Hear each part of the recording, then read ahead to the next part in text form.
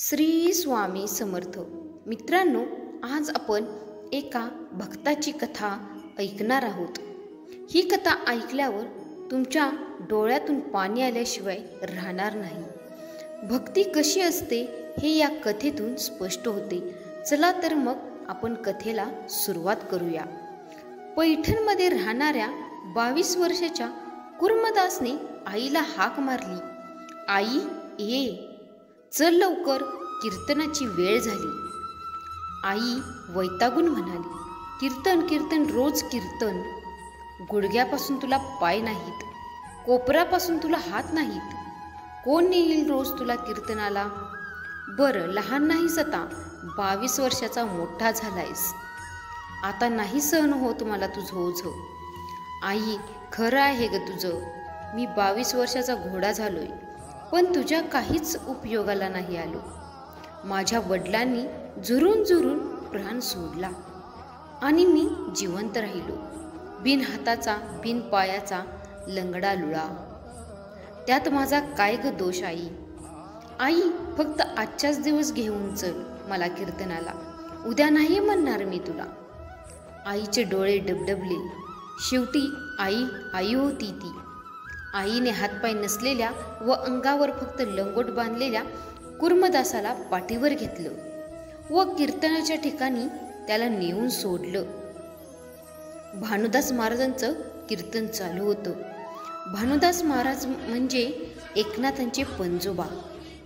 कीर्तनाला भरगच्च गर्दी. कुर्मदासला चालता येत नाही, परंतु लोटांगण घेत घेत माणसातून रस्ता काढत काढत पोटावर फरफटत कुर्मदास समोर आला व पहिल्या रांगेत बसला. गळ्यात तुळशीमाळ, कपाळी टिळा लावलेल्या कुर्मदासावर महाराजांचं लक्ष गेलं. महाराज म्हणाले, आलास कुर्मदास? हो महाराज, आलो. अरे, कुणाबरोबर आलास?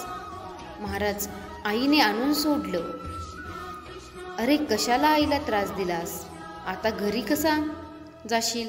महाराजांनी विचारलं. नाही महाराज, आता मला घरी नाही जायचं. हे ऐकून महाराज म्हणाले, अरे कुर्मदासा, आज काल्याचं कीर्तन हे संपलं की आम्ही निघालो पंढरीला. मग तू कुठे जाशील? कुर्मदास बोलला, महाराज, मी पण येऊ का पंढरीला? अरे कुर्मदासा, तुला कीर्तन ऐकायला आईच्या पाठीवर यावं लागतं.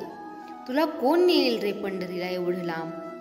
महाराज, तुम्ही फक्त हो म्हणा, पहा मी येतो का नाही पंढरीला. महाराज हसत हसत विनोदाने हो ये म्हणाले.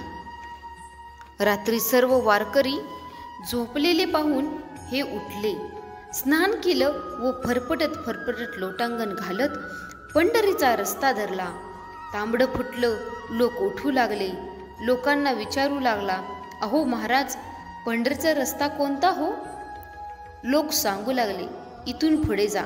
आणि पुढे जाऊन जाऊन पुन्हा विचारत सकाळी 10 वाजेपर्यंत कुर्मदासानं बेड गाठलं. वेशीवर हनुमंताच्या मंदिरात जाऊन ओरडू लागला, ऐका हो ऐका, भानुदास महाराजांची दिंडी पंढरीच्या वाटेवर आहे हो. कुणी कालवण आणावे, कुणी भाकरी आणाव्या. महाराजांची दिंडी येईपर्यंत जेवणाची सोय झाली होती.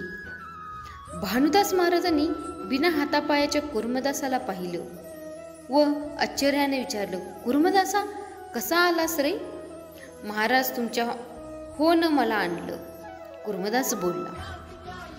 महाराजांनी सर्वांना भाजी भाकरीचं जेवण दिलं. प्रवचन झालं, कीर्तन झालं, हरिपाठ झाला.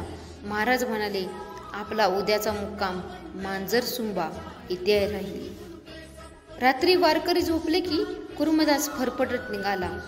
खरडत त्यानं दिवस उगवायचा मांजरसुबा गाठलं. तिथेही त्यानं हाकार दिला व भोजनाची व्यवस्था केली. एक मुक्काम मागं पडू लागला. लोळण घेऊन घेऊन अंगाची पुरी चाळण झाली होती. परंतु कुर्मदासाचं ध्येय एकच होतं, विठुरायाची भेट. येरमाळा, बार्शी असं करत करत शेवटी लवळ गाव आलं. कुर्डुवाडीच्या पुढे 7 किलोमीटरवर लवळ हे गाव. तिथेही कुर्मदासानं भोजन गोळा केलं. दिंडी मागून आली. सर्वांची जेवण झाली. कुर्मदास एका कोपऱ्यात विव्हळत पडला होता. भानुदास महाराज त्याच्याजवळ आले व त्याला म्हणाले, कुर्मदासा, आता फक्त एकच मुक्काम राहिला आहे, मग तू तुझ्या विठुरायाला भेटशील. कुर्मदास बोलला, नाही महाराज, आता मी नाही येऊ शकणार पंढरीला. अरे, असे का म्हणतोस कुर्मदासा?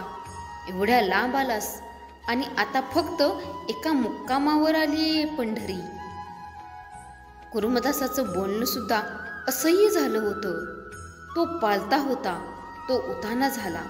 त्याचं सगळं पोट सोलून निघालं होतं. त्याच्या शरीरावर प्रचंड जखमा झाल्या होत्या. त्या जखमात असंख्य खडे रुतलेले होते. अंगातून रक्त वाहत होतं. कुर्मदास थकून गेला होता. त्याला बोलण्याचं देखील त्राण राहिलं नव्हतं. निघाल्यापासून त्याच्या पोटात अन्नाचा कणही नव्हता. सगळ्या दिंडीसाठी त्यानं अन्न गोळा केलं, परंतु स्वतःच्या पोटात मात्र अन्नाचा कणही नव्हता. महाराजांनी याचं कारण विचारल्यावर तो सहज म्हणाला, महाराज, मलमूत्र कोण धुईल माझं? घरी आई धुत होती, इथं कोण धुईल? म्हणून अन्नपाणी सोडलं. कुर्मदासाचं हे बोलणं ऐकून भानुदास महाराजांचे डोळे डबडबले. कुर्मदासा, काय केलं हे? महाराज, घरी राहून काय केलं असतं? निदान पंढरीच्या वाटेवर आलो तरी. महाराज, आता फक्त एकच करा. पंढरपूरला गेल्यावर पांडुरंगाला 2दा नमस्कार करा आणि त्याला सांगा, हे पांडुरंगा, तुझ्या पायाजवळ यायला कुर्मदासाचं पुण्य थोडं कमी पडलं. या जन्मात नाही पाहता आलं चरण. पांडुरंगाला माझा एवढा निरोप द्या, असे कुर्मदास बोलला. असे म्हणून तो तिथंच विव्हळत पडला. भानुदास महाराजांचे पाय आता जड झाले होते. तसे जड पावलांनी कुर्मदासाला सोडून ते पंढरपुरात आले. चंद्रभागेचं स्नान झालं व विठुरायाच्या दर्शनाला उभे राहिले. भानुदासांनी पांडुरंगाकडे पाहिलं. पांडुरंगाने भानुदासाकडे पाहिलं. अंतकरणातलं चिंतन तिथपर्यंत पोहोचलं. पांडुरंग रुक्मिणी मातेला म्हणाले, रुक्माई, तू वारी सांभाळ.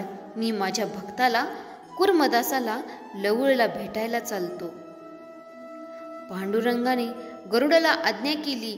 विठ्ठल कुर्मदासाजवळ आले. कुर्मदास निश्चित शुद्ध भान हरपून त्या वाळवंटात पडला होता. जखमाने अंगाची लाही झाली होती. शरीरातून रक्त वाहतच होतं. विठ्ठलानं हाक दिली, कुर्मदासा, अरे डोळे उघड, बघ मी आलोय तुझ्यासाठी. मोठ्या हिमतीने कुर्मदासानं अर्धवट डोळे उघडले. पाहतो तर प्रत्यक्षात विठुरायासमोर उभे होते. विठ्ठला, विठ्ठला, माझ्या पांडुरंगा म्हणत कुर्मदास पुन्हा विठ्ठलाच्या दिशेने फरफटत लोटांगण घेऊ लागला. एवढ्यात पांडुरंगाने कुर्मदासाकडे धाव घेतली. त्याचं शिरकमल आपल्या मांडीवर घेतलं व म्हणाले, कुर्मदासा, तू जिंकलास. तुझं ध्येय पूर्ण झालं बघ. मी स्वतः तुझा विठ्ठल, तुझा पांडुरंग तुझ्या भेटीला आलो आहे. होय विठ्ठला, आता हीच माझी पंढरी. कुर्मदासाने डोळे भरून पांडुरंगाला पाहिलं व डोळ्यातील अश्रूंनी विठ्ठलाला नमन केलं व आपला प्राण सोडला. धन्य धन्य तो कुर्मदास आणि धन्य त्याची भक्ती. मित्रांनो, विशेष म्हणजे हा जो कुर्मदास होता तो जातीने मुस्लिम होता.